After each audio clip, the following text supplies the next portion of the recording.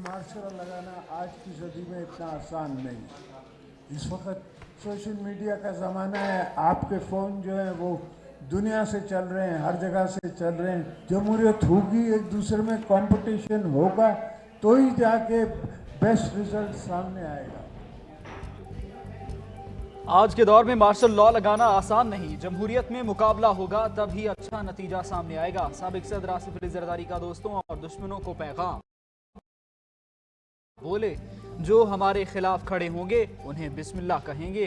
Chairman PTI को इसलिए नहीं हटाया कि हमें इख्तियार की जरूरत थी। 8 साल से देखा था इनसे कुछ नहीं होता।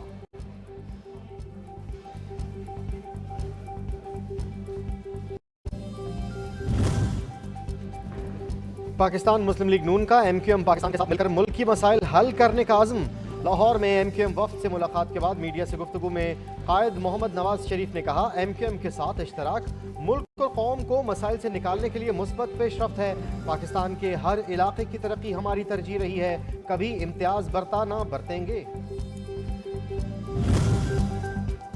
सदर मुस्लिम लीग शहबाज शरीफ का भी मुस्तकबिल में एमक्यूएम से मिलकर आवाम की भरपूर खिदमत करने का आज़म। एमक्यूएम वफ्द के हमरा गुफ्तगू में कहा, कराची के आवाम नवाज शरीफ के दिल के हमेशा करीब रही हैं। शहर कायद के लिए बड़े तरक्याती मंसूबे दिए।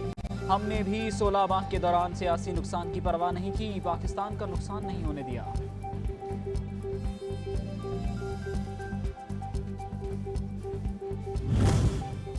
नून लीग और एमक्यूएम का आइंदा इलेक्शन मिलकर लड़ने का ऐलान। मुश्तरका एलामिया के मुताबिक दोनों जमातें 6 रुकनी कमेटी कायम करेंगी। इश्तराक के लिए तजावीज़ 10 रोज़ में पेश की जाएंगी। मुल्क की तरक्की के लिए मुश्तरका हिकमत अमली इख्तियार करने पर इत्तफाक।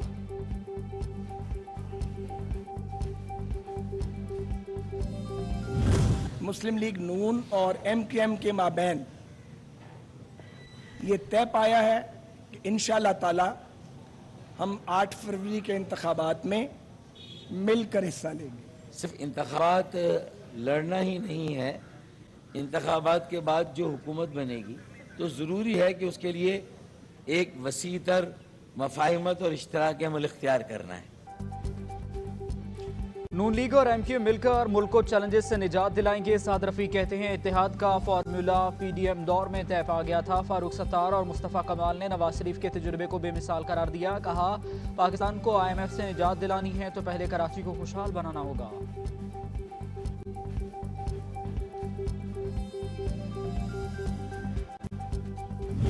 सियासी इत्तेहाद तो होते रहते। मैं बलूचिस्तान जा रहा था, फिर जाऊंगा इंशाअल्लाह चंद दिनों में बलूचिस्तान, और कायद मोहतरम भी इंशाअल्लाह वहाँ तशरीफ़ लाएंगे। और इसी तरह एमक्यूएम डेलीगेशन मिला है और लोग भी मिलना चाह रहे हैं। पाकिस्तान के मफाद के लिए हम लोग इकट्ठे होंगे। सबको साथ लेकर चलना ही नवाज शरीफ का विजन है। आज एमक्यूएम अरकान आए, कल बलूचिस्तान वालों से मिलेंगे। सियासत में इत्तेहाद बनते और टूटते रहते हैं। नून लीग रहनुमा अयाज सादिक की मीडिया से गुफ्तगू। कहा, नवाज शरीफ वजारत उज़्मा संभाल कर मुल्क को मसाइल से निजात दिलाएंगे।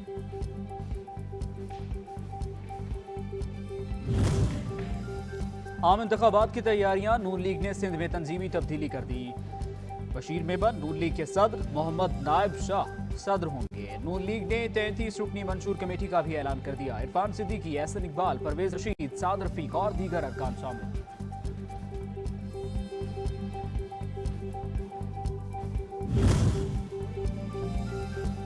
आम इंतखाबात से कबल सियासी मुलाकातों का सिलसिला जारी। Chairman People's Party Bilawal Bhutto Zardari से सिंध के मुख्तलिफ अजला से पार्टी रहनुमाओं की मुलाकात। अपने अपने हलकों में सियासी सरगर्मियों और इंतखाबात की तैयारियों से मुताल्लिक गुफ्तगू। बिलावल भुट्टो जरदारी की पार्टी रहनुमाओं को अपने हलकों में सियासी सरगर्मियाँ तेज़ करने की हिदायत।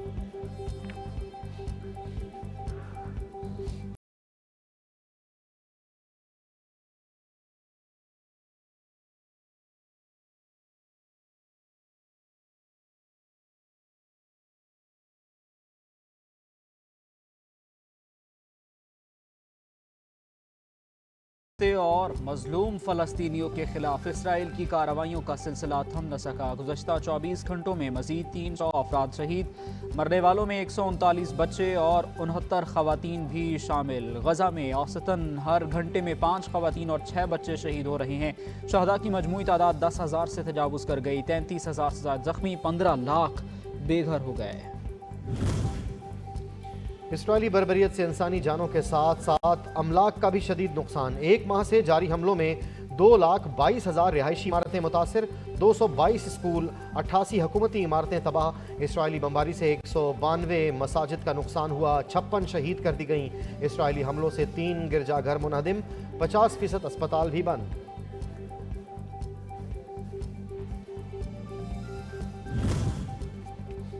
इसराइल की रियासती दहशतगर्दी जारी। 7 अक्टूबर से अब तक गजा पर 30,000 टन से जायद बारूद का इस्तेमाल। रिफा पर बमबारी में 16 और नसर अस्पताल पर हमले में मजीद 8 फलस्तीनी शहीद हो गए, दर्जनों जख्मी। सेहूनी फोर्सेज ने खान यूनिस में भी रिहायशी इमारतों को निशाना बनाया। इसराइली बमबारी की वजह से गजा की 70% से जायद आबादी बेघर।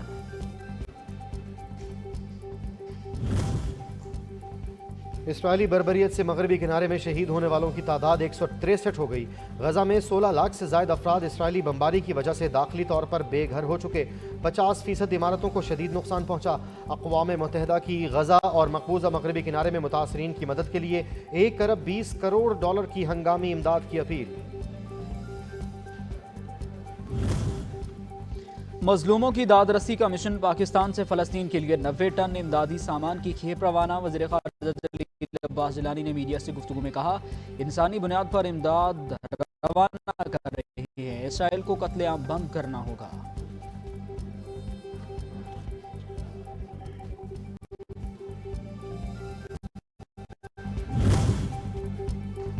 अल्लामा ताहिर अशरफी की इसराइल की जानिब से जारी बर्बरियत की बातें मजम्मत। इस्लामाबाद में न्यूज़ कॉन्फ्रेंस करते हुए कहा, मसला फ़लस्तीन पूरी उम्मत का मसला है।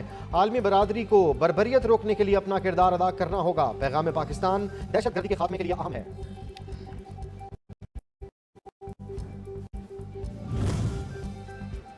कत्लेआम बंद करो, इसराइल शर्म करो। अमेरिका में लाखों अफराद का मुजस्समा आज़ादी के सामने। एहतजाजी मुजाहिरा। जो बाइडन इंतजामिया से रियासती दहशतगर्दी की मुआवनत बंद करने का मुतालबा कर दिया। चमोका की बंदरगाह पर हज़ारों अफराद फलस्तीनी परचम थाम कर पहुंचे। इसराइल के लिए जाने वाली फौजी इमदाद।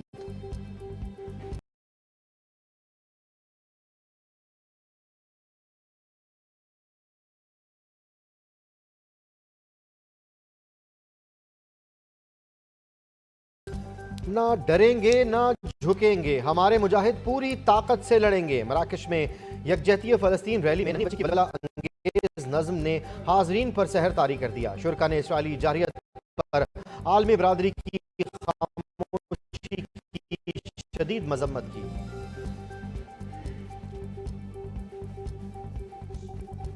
हम 10 नवंबर को भी पूरे पंजाब में दफातर की और स्कूलों की छुट्टी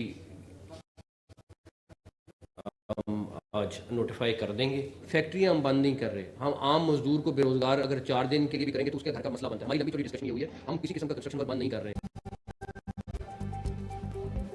पंजाब हुकूमत स्मोक पर काबू पाने के लिए सरगर्म। माहौलियाती इमरजेंसी नाफिज 4 दिन छुट्टी का ऐलान। वज़ीर आला मोहसिन नकवी की मीडिया से गुफ्तगू। कहा, इस फैसले का मकसद फिजाई आलूदगी को कम करना है। फैसले का इतलाक सिर्फ रवां हफ्ते के लिए जुमेरात से इतवार तक होगा। फैसले पर सख्ती से अमल दरामद कराएंगे। दफा 144 के निफाज के लिए सख्ती करना पड़ेगी।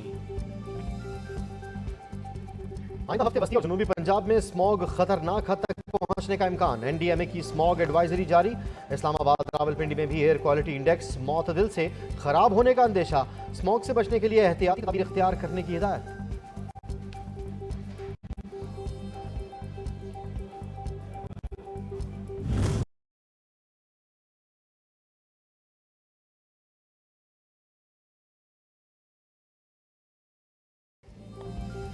पंजाब हुकूमत स्मोक पर काबू पाने के लिए मुतहर्रिक। लाहौर डिवीजन में 21 अक्टूबर से 7 नवंबर तक कार्रवाइयों की रिपोर्ट जारी। 17 रोज में धुआं छोड़ने वाली 9,772 गाड़ियों का चालान।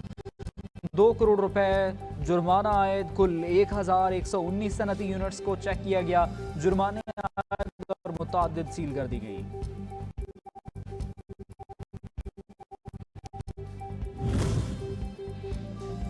पाकिस्तान स्टॉक एक्सचेंज में नया रिकॉर्ड कायम हो गया। 100 इंडेक्स मुल्क की तारीख में पहली बार 56,000 पॉइंट्स की हद भी अबूर कर गया। 400 से ज्यादा पॉइंट्स इजाफे के बाद 54,312 पॉइंट्स की सतह पर ट्रेडिंग। इंटरबैंक में डॉलर ₹1 महंगा हो गया।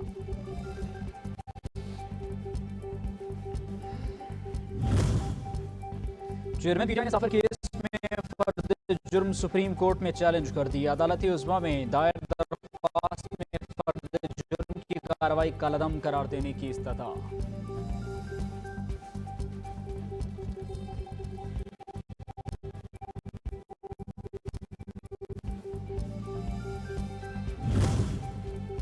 आशियाना रेफरेंस। लाहौर की एहतसाब अदालत ने शहबाज शरीफ समेत दीगर की वरीयत की दरखास्तों पर मजीद मावनत तलब कर ली। अदालत ने रिमार्क्स दिए कि सुप्रीम कोर्ट ने हतमी फैसला करने से रोक रखा है। फैसले की कॉपी पेश कर देते हैं, मामला क्लियर हो जाएगा।